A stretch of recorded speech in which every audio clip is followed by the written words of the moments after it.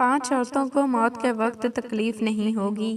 ایسی 5 عورتیں جن کو موت کے وقت تھوڑی سی بھی تکلیف نہیں ہوگی، وہ خوش نصیب 5 عورتیں کون سی ہیں؟ بسم اللہ الرحمن الرحیم۔ 5 عورتوں کو مرتے وقت تھوڑی سی بھی تکلیف نہیں ہوگی، وہ 5 عورتیں کون سی ہیں؟ جاننے کے لیے مکمل ویڈیو ضرور دیکھیں۔ نزاع کے وقت مسلمان کو جو تکلیف ہوتی ہے اس پر اللہ رب العزت کی جانب سے نیکیاں عطا کی جاتی ہیں، جیسا کہ سنن ابن ماجہ میں روایت ہے۔ حضرت عائشہ رضی اللہ تعالیٰ عنہ سے مروی ہے کہ رسول اللہ صلی اللہ علیہ وآلہ وسلم ان کے پاس تشریف لائے، اس حال میں کہ ان کے پاس ان کا کوئی قریبی رشتہ دار موت کی سختی میں مبتلا تھا۔ رسول اکرم صلی اللہ علیہ وآلہ وسلم نے مشاہدہ فرما کر حضرت عائشہ رضی اللہ تعالیٰ عنہ سے فرمایا، اپنے رشتہ دار پر غمگین نہ ہو، اس لیے کہ یہ اس کی نیکیاں ہیں۔ نیز حضرت عائشہ رضی اللہ تعالیٰ عنہ سے ہی اسی مضمون کی روایت ہے کہ جب سے رسول اللہ صلی اللہ علیہ وآلہ وسلم کی وفات کی تکلیف میں نے دیکھی، اب میں کسی میت کی حالت نزاع کی تکلیف کو اس کے حق میں برا نہیں سمجھتی۔ پس مذکورہ حدیث سے معلوم ہوتا ہے کہ نزاع کے وقت ہونے والی سختی مرنے والے کی بدعمالیوں کا ہرگز نتیجہ نہیں ہوتی۔ مسلمان کے حق میں اس پر اجر و ثواب اور گناہوں کی معافی کی ہی امید رکھنی چاہیے۔ ناظرین، 5 عورتوں کو مرتے وقت تکلیف نہیں ہوتی، حضرت سیدنا عثمان غنی رضی اللہ تعالیٰ عنہ سے فرمایا گیا۔ دنیا میں 5 لوگ ایسے ہیں جن کو مرتے وقت تکلیف نہیں ہوتی، ان کی روح آسانی سے نکلے گی۔ حالت نزاع میں انسان کی آدھی روح اندر ہوتی ہے اور آدھی باہر ہوتی ہے اور بندہ تکلیف میں ہوتا ہے۔ اس وقت انسان کو پیاس اتنی لگتی ہے کہ انسان یہ چاہتا ہے کہ سمندر کا پانی پی جاؤں، اور اگر بالفرض 7 سمندر کا پانی بھی وہ پی جائے پھر بھی اس کی پیاس ختم نہیں ہوگی۔ روح نکلتے وقت انسان کو جو تکلیف ہو رہی ہوتی ہے وہ ناقابل بیان ہے۔ حضرت سیدنا عثمان غنی رضی اللہ تعالیٰ عنہ نے فرمایا، یہ 5 لوگ ایسے ہیں کہ انہیں مرتے وقت ذرا بھی تکلیف نہ ہوگی، یعنی موت آسان ہوگی اور بغیر تکلیف کے ہوگی۔ پوچھا گیا، جناب وہ کون سے 5 لوگ ہیں جنہیں موت کی سختی میں بھی نرمی میسر ہوگی؟ تو فرمانے لگے کہ سب سے پہلا شخص وہ جو اپنے ماں باپ کی موت کے بعد، یعنی ماں باپ کے مرنے کے بعد وراثت کا حصہ اپنی بہنوں کو پہنچانے میں جلدی کرتا ہے، یعنی وراثت کا حصہ اپنی بہنوں کو جلد اور بر وقت پہنچاتا ہے۔ ایسا نہ ہو کہ بہن کے بچے بھوک سے بلکتے رہیں اور تم بہن کے حق پر قبضہ کیے بیٹھے رہو، اور بہن اس انتظار میں رہے کہ میرا بھائی کب میرے ماں باپ کی وراثت میں سے حصہ دے گا۔ بہت بار یہ بھی دیکھنے میں آتا ہے کہ بہن کی شادی نہیں ہوئی جبکہ والدین دنیا سے رخصت ہو گئے، تو بھائی نے کہا کوئی بات نہیں، جب بہن کی شادی کروں گا تو اس کا حصہ اسے جہیز کی صورت میں دے دوں گا۔ یاد رہے کہ اسلام میں بہنوں کو جہیز دینا فرض نہیں، جبکہ ان کا وراثتی حق دینا فرض ہے۔ دراصل عورت کو جہیز دینا یہودیوں کی رسم ہے، اسلام اس کی ترغیب نہیں دیتا، لیکن اسلام میں عورت کا وراثت حصہ دینا فرض ہے۔ واضح رہے کہ والدین کے ترکہ میں جس طرح اس کی نرینہ اولاد کا حق و حصہ ہے، اسی طرح بیٹیوں کا بھی اس میں شرعی حق و حصہ ہوتا ہے۔ والدین کے انتقال کے بعد ان کے ترکہ پر بیٹیوں کا خود تنہا قبضہ کر لینا اور بہنوں کو ان کے شرعی حصے سے محروم ناجائز اور سخت گناہ ہے۔ بھائیوں پر لازم ہے کہ بہنوں کو ان کا حق اور حصہ اس دنیا میں دے دیں، ورنہ آخرت میں دینا پڑے گا، اور آخرت میں دینا آسان نہیں ہوگا۔ حدیث مبارکہ میں اس پر بڑی وعیدیں سنائی ہیں۔ حضرت سعید بن زید رضی اللہ تعالیٰ عنہ فرماتے ہیں کہ رسول اکرم صلی اللہ علیہ وآلہ وسلم نے فرمایا، جو شخص کسی کی باشد پر زمین بھی از راہ ظلم لے گا، قیامت کے دن 7 زمینوں میں سے اتنی ہی زمین اس کے گلے میں توق کے طور پر ڈالی جائے گی۔ ایک اور حدیث مبارکہ میں آتا ہے، حضرت انس رضی اللہ تعالیٰ عنہ فرماتے ہیں کہ رسول اللہ صلی اللہ علیہ وآلہ وسلم نے فرمایا، جو شخص اپنے وارث کی میراث کاٹے گا، یعنی اس کا حصہ نہیں دے گا، تو اللہ تعالیٰ قیامت کے دن اس کی جنت کی میراث کاٹ لے گا۔ یاد رہے کہ جہیز کی رسم اسلام کی رسم نہیں بلکہ یہودیوں کی رسم ہے، اور اس کا سب سے بڑا نقصان یہ ہے کہ جس طرح یہودی عورت کو بغیر جہیز کے کوئی شخص قبول نہیں کرتا، اسی طرح آج اسلام میں بھی عورتوں کی شادیوں میں سب سے بڑی رکاوٹ جہیز ہے۔ غریب آدمی کی بیٹی بیٹھی بیٹھی بوڑھی ہو گئی کہ جہیز کا کوئی بندوبست نہ ہو سکا۔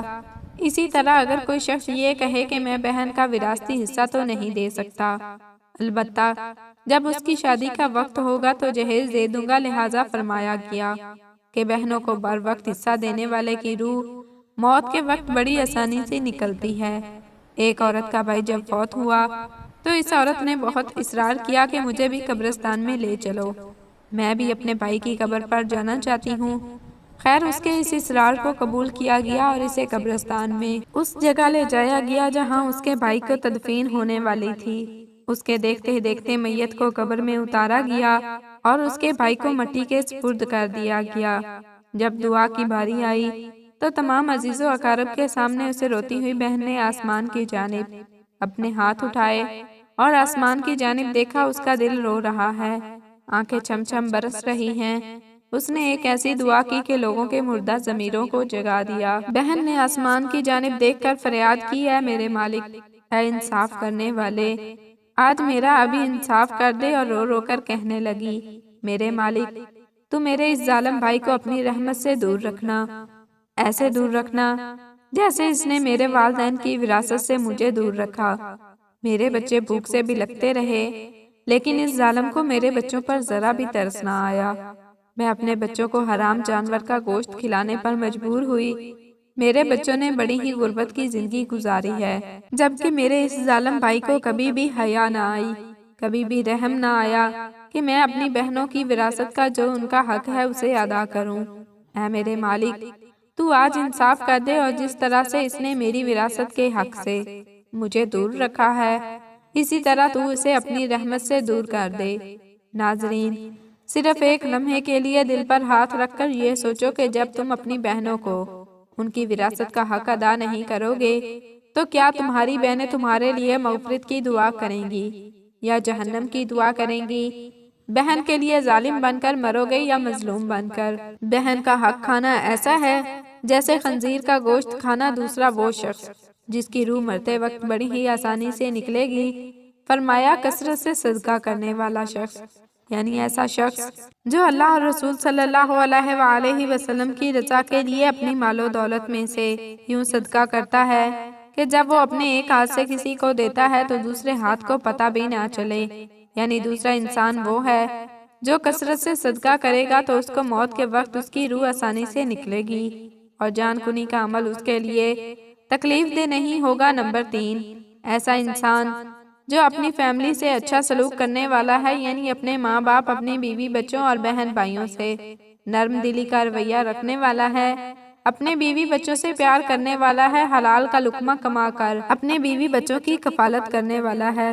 بزرگان دین فرماتے ہیں کہ جب رزق تنگ ہونے لگے تو دسترخوان کو وسیع کر لیا کرو، یعنی اپنے بیوی بچوں پر خرچ کرنا بھی صدقہ ہے، انہیں کھلانا پلانا بھی صدقہ ہے۔ لہٰذا ایسا شخص جو اپنی فیملی پر خرچ کرتا ہے، ان سے حسن سلوک کرتا ہے، تو جب وہ دنیا سے رخصت ہوگا تو اس کی روح نکلنے میں آسانی ہوگی اور اسے کوئی تکلیف نہ ہوگی۔ اسی طرح حضرت عثمان غنی رضی اللہ تعالیٰ عنہ نے یہ شخص سوچ کر نماز ادا کرتا ہے کہ جو نماز وہ ادا کر رہا ہے وہ میرے نبی صلی اللہ علیہ وسلم کی آنکھوں کی ٹھنڈک ہے۔ نماز دین کا سکون ہے، نماز مومن کی معراج ہے، اسلام اور کفر میں تفریق ہے۔ تو 5 وقت کا نمازی موت کے وقت کسی قسم کی سختی میں مبتلا نہ ہوگا۔ پھر فرمایا 5واں جو شخص ہے جو قرآن کی تلاوت کرتا ہو، یعنی خود بھی قرآن پڑھتا ہو اور دوسروں کو بھی قرآن سکھاتا ہو۔ پھر فرمایا راتوں کی تنہائیوں میں اٹھ کر قرآن پڑھا کرو اور قرآن پڑھتے وقت رویا کرو۔ فرمایا کہ اگر رونا نہ بھی آئے تو رونے کی کوشش کر لیا۔ حضرت علی حجویری گنج بخش رحمت اللہ علیہ سے کسی نے پوچھا کہ حضرت اگر رونے کی کوشش بھی کریں اور پھر بھی رونا نہ آئے تو پھر کیا کریں؟ فرمایا کہ اپنے مقدر پر رویا کرو۔ کیا تم اتنے سنگ دل ہو گئے ہو کہ تمہاری آنکھیں آنسو نہیں بہاتی؟ حضرت عائشہ صدیقہ رضی اللہ تعالیٰ عنہ کہتی ہیں کہ جب سے انہوں نے اللہ کے رسول صلی اللہ علیہ وسلم کو موت کے وقت درپیش سختی کا منظر دیکھا تب سے کسی کی آسان موت پر خوش نہیں ہوتی اور آسان موت نصیب ہونے کی تمنا بھی نہیں کرتی، کیونکہ وہ جان چکی تھی کہ نہ تو موت کی سختی مرنے والے کے برے انجام کی دلیل ہے اور نہ آسان موت کوئی عزت افزائی کی بات ہے۔ اگر سچ مچ ایسا ہوتا تو رسول اللہ صلی اللہ علیہ وسلم کو آسان سے آسان موت نصیب ہوتی۔ یہی وجہ ہے کہ نہ وہ موت کی سختی کو ناپسند کرتی تھی اور نہ ہی کسی کی آسان موت پر خوش ہوتی تھی۔ موت کی سختی کے بارے میں حضرت عائشہ رضی اللہ تعالیٰ عنہ سے روایت ہے۔ آپ رضی اللہ تعالیٰ عنہ فرماتی ہیں کہ میں نے رسول اللہ صلی اللہ علیہ وسلم کو حالت نزاع میں دیکھا۔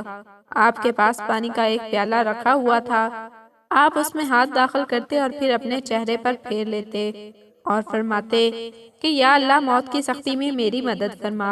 مختلف احادیث مبارکہ سے معلوم ہوتا ہے کہ مومن کی روح بہت آسانی سے نکلتی ہے اور روح کے نکلتے ہی اس کے لیے خوشخبریاں شروع ہو جاتی ہیں، جبکہ کافر کے بارے میں آتا ہے کہ اس کی روح انتہائی سختی کے ساتھ قبض کر لی جاتی ہے اور اس وقت اس کے برے احوال شروع ہو جاتے ہیں۔ البتہ متعدد احادیث مبارکہ میں یہ بھی مذکور ہے کہ اللہ تعالیٰ نے موت کے اندر ایک ایسی شدت اور سختی رکھی ہے کہ اس کا احساس دنیا میں جانے والا ہر شخص کو ہوتا ہے، خواہ وہ نیک ہو، مسلمان ہو، بد ہو یا کافر ہو۔ لیکن مومن پر جو تکلیف آتی ہے وہ اس کے گناہوں کی معافی اور درجات کی بلندی کے لیے ہوتی ہے، جبکہ کافر پر جو تکلیف اس کی بدعمالیوں کی سزا کے طور پر آتی ہے۔ چنانچہ ایک حدیث میں آتا ہے کہ مومن گناہ کرتا ہے، اس وجہ سے اس پر موت کے وقت سختی کی جاتی ہے تاکہ اس کے گناہوں کا کفارہ ہو، اور کافر بھی نیکی کے کام کرتا ہے تو اس پر اس کی موت کے وقت کچھ آسانی کر دی جاتی ہے تاکہ ان کے اچھے کاموں کا بدلہ ہو۔ حدیث سے یہ بات معلوم ہوتی ہے کہ ہر شخص کی موت اس کے دنیا میں کیے گئے اچھے اور برے اعمال کے مطابق ہوتی ہے۔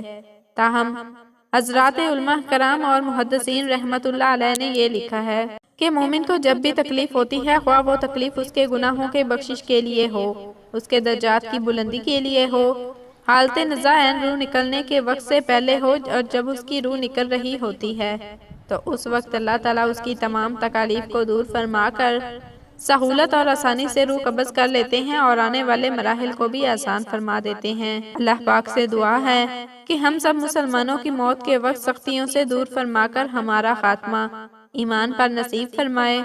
آمین۔ جزاک اللہ۔